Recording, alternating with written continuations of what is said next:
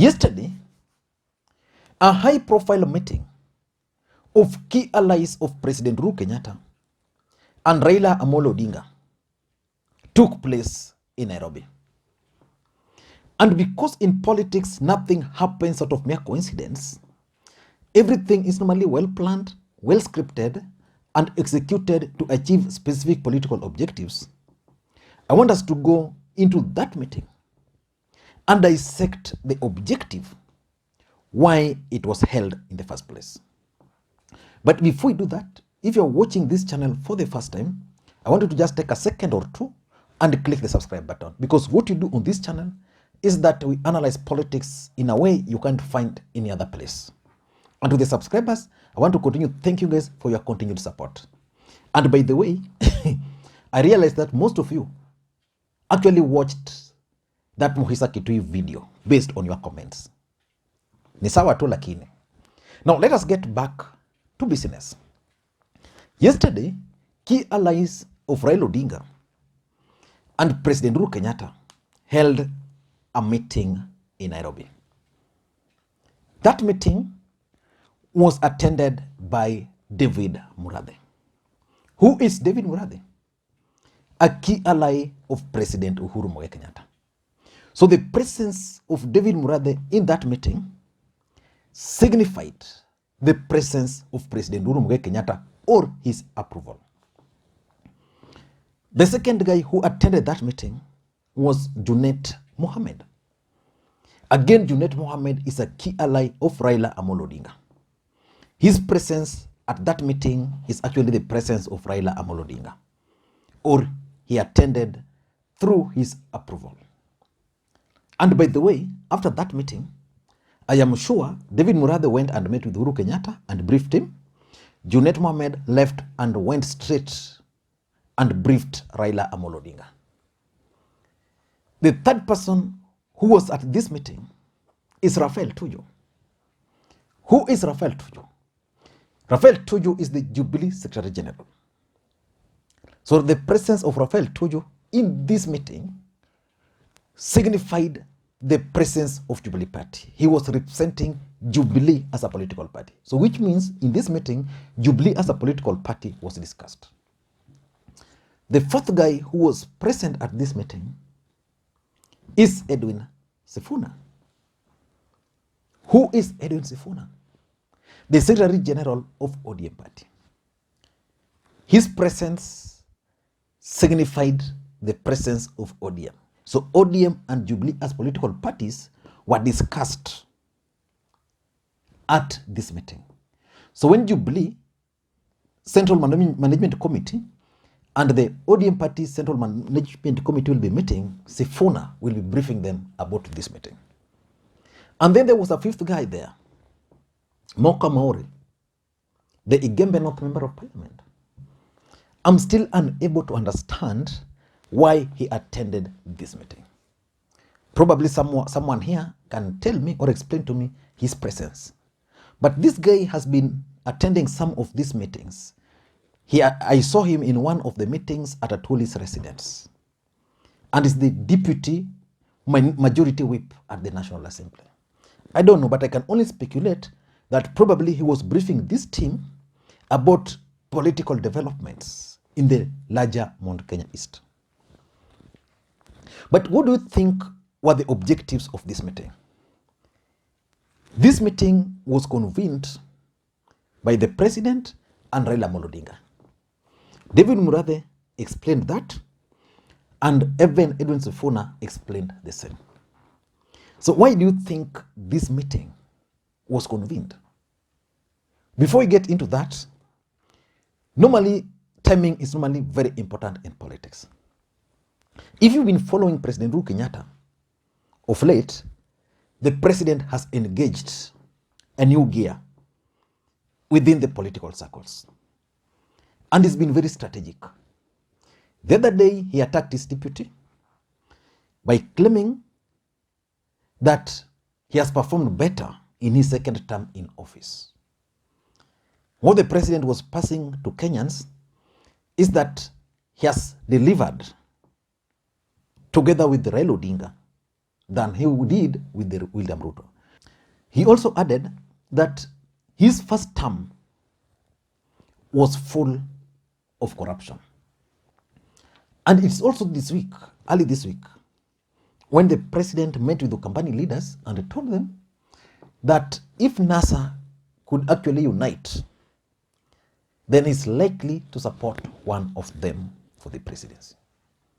But why do you think this particular meeting took place? Because the timing is also important. The meeting came also after Kalonzo Musyoka and Musalia Mudavadi rejected any attempt to revive NASA. In my considered opinion, this meeting was convened because of 4 reasons. Number one is 2022 pre-election pact. Let's face it, the mere fact that Uhuru Kenyatta is not going to sponsor a candidate in Jubilee. So Jubilee is not going to sponsor a candidate. Uhuru is very clear that is going to support one of the NASA core principles. The mere fact that Jubilee is not going to sponsor a candidate, it means they will support a candidate. You can't expect Jubilee as a political party to support a candidate, let's say Musalia Mudavadi or even Raila Odinga, without a written agreement. They also have interest. Probably they would want to produce a running mate. Or there's a way they would want the whole arrangement to take place. So this meeting discussed how they are going to approach the 2022 general election, ODM party and Jubilee party. And also they discussed the individual parties. How are they going to field candidates? Say, for example, in Nairobi. How is Jubilee going to field a candidate in Nairobi and ODM fielding a candidate in Nairobi? I'm sure they discussed the 2022 pre-election pact. And I'm certain, and just like David Murathe stated, in the next few days, we are likely to see President Uhuru Kenyatta and Raila Odinga convening a joint meeting and making a major announcement. That's the first thing. The second thing is that these guys also discussed NASA politics. The president threw the ball back to NASA and told them, you guys organize yourself, get me one individual. Then in NASA we have 3 individuals: Raila, Kalonzo, Mudavadi. Raila is part of Uhuru game plan. But Mudavadi and Kalonzo are saying we are not. So I'm sure that part of the brief of these guys was to help Uhuru Kenyatta and Raila Odinga come up with the strategy of either convincing Kalonzo and Mudavadi to join the whole thing, or if Kalonzo and Mudavadi are not going to agree to that, they were maybe tasked to come up with a strategy on how to move this thing forward without Kalonzo and without Musalia Mudavadi. Because the president himself challenged them and they are adamant.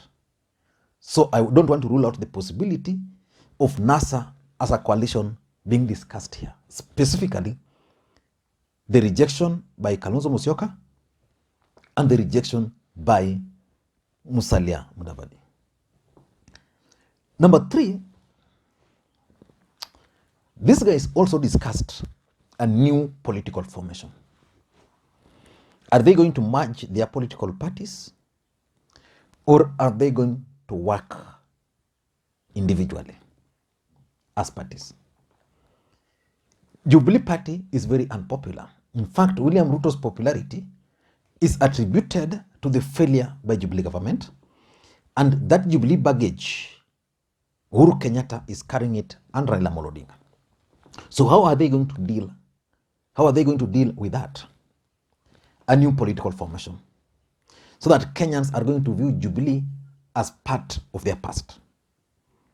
For example, they might decide that we are going to form a super alliance similar to NASA, and the name of Jubilee and the name of ODM is not going to feature anywhere.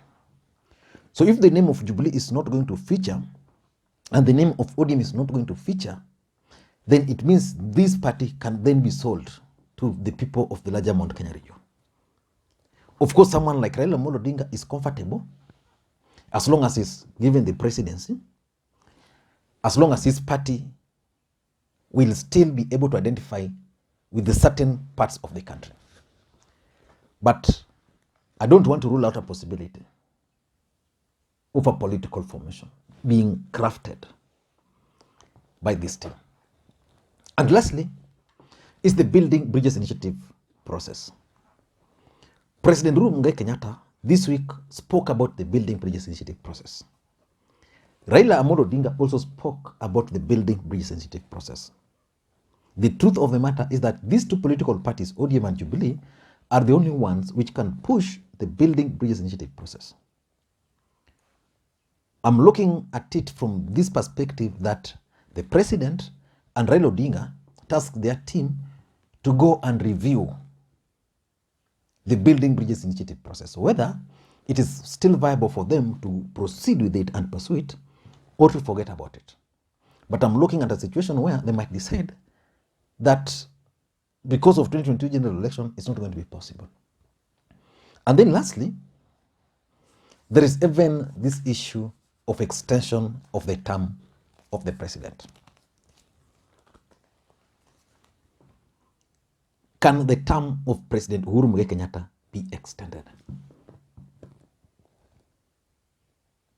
ODM saying no, Jubilee saying yes.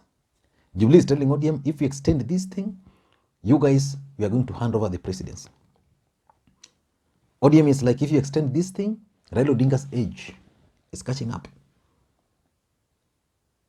So probably they discussed that whole issue and even the idea of bringing Raila Odinga and ODM into government. Because the truth of the matter is that, based on William Ruto's latest reaction, is someone who is definitely plotting an exit. He's crafting an exit strategy from the government. So if Ruto were to decide to exit government today, then Raila Odinga is likely to join, or the president can decide to, the president can then decide to reshuffle the government, because of course, even the IBC announced yesterday that government officials who plan to contest must pave way. So probably they have identified those who want to contest, and they are going to pave way so that Raila Odinga and ODM party can also bring some of their members into government. I don't know what to think, but that's my take. Do you think a coalition between Raila Odinga and President Uhuru Kenyatta in 2022 can win the presidency of the Republic of Kenya? Let me hear your thoughts on that. And if you think it can't win, let me know why you think it can't win. And if you believe it can win, also let me know why you think it can win. Thank you guys, and please may you have a good day. Bye-bye.